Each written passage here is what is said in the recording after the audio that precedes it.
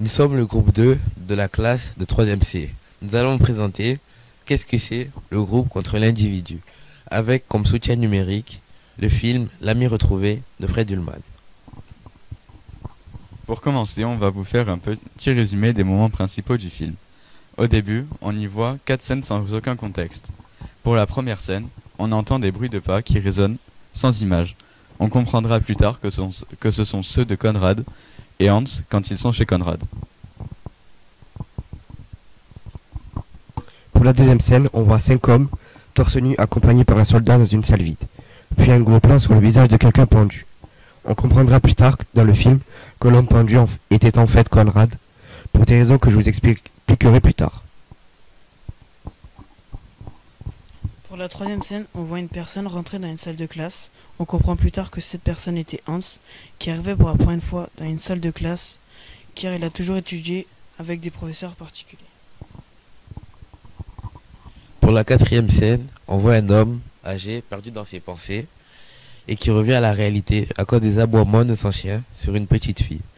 Maintenant, je vais vous parler de la montée du nazisme et du déchirement du groupe. Au début du film, le nazisme n'est pas énoncé, personne n'en parle.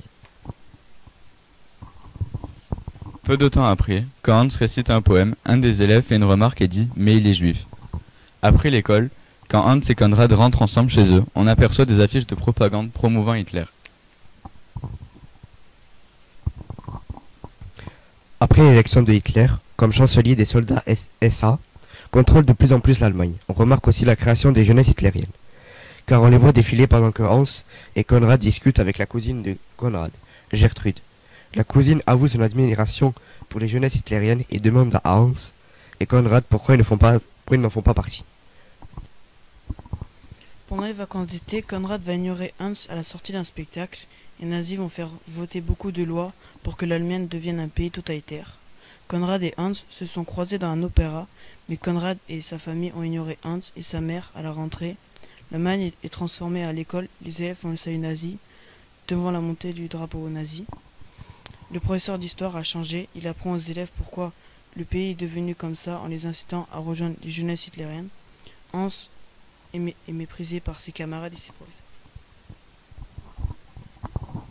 Conrad a demandé à Hans de s'expliquer sur son comportement au spectacle durant l'été. Il explique que ses parents sont des nazis, donc contre les juifs. Il a donc ignoré pour le protéger.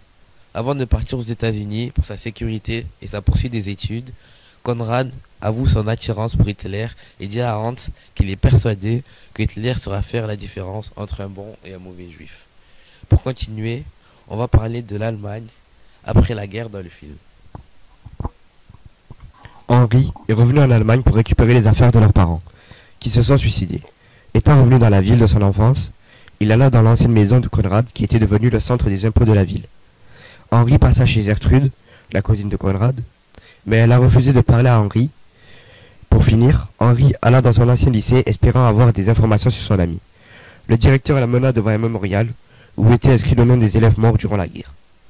Le directeur a appris que Hans avait lutté contre le nazisme toute sa vie et qu'il était mort pour ça. Pour finir, nous allons parler du rapprochement entre le film et le groupe contre l'individu. Selon un blog amateur, la définition d'un groupe contre l'individu est: Les relations entre un groupe et les individus sont multiples, mais basées sur un système d'échange et de partage, ce qui se manifeste par une influence entre les deux parties.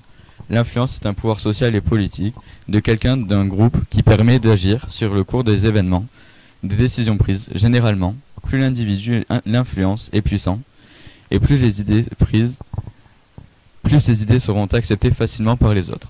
Par conséquent, le groupe a plus d'influence sur l'individu que l'individu sur le groupe. Mais la réciprocité existe. Le groupe a donc une influence sur l'individu. Avec cette influence, le groupe peut modifier ainsi le comportement de l'individu et son mode de vie. Le comportement de l'individu, c'est-à-dire sa manière d'être, d'agir ou de réagir, est propre à chacun, mais des éléments extérieurs peuvent le modifier. Ces éléments extérieurs sont donc l'influence du groupe. De plus, l'individu, pour ne pas être exclu du groupe, il modifiera son comportement pour s'adapter aux autres. C'est le principe de la conformité. veut dire que quand une personne a une idée, comme lutter contre les nazis dans le film, elle subit une forte pression car plusieurs autres personnes ont un avis contraire, comme le groupe ou le peuple allemand dans le film.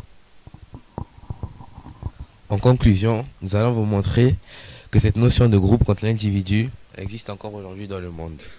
Dans les pays en dictature, comme en Corée du Nord par exemple, le gouvernement fait subir une forte pression sur les habitants en contrôlant les médias, faire croire aux habitants qu'ils sont les seuls à avoir une idée différente, ou on observe des similarités en Russie par exemple.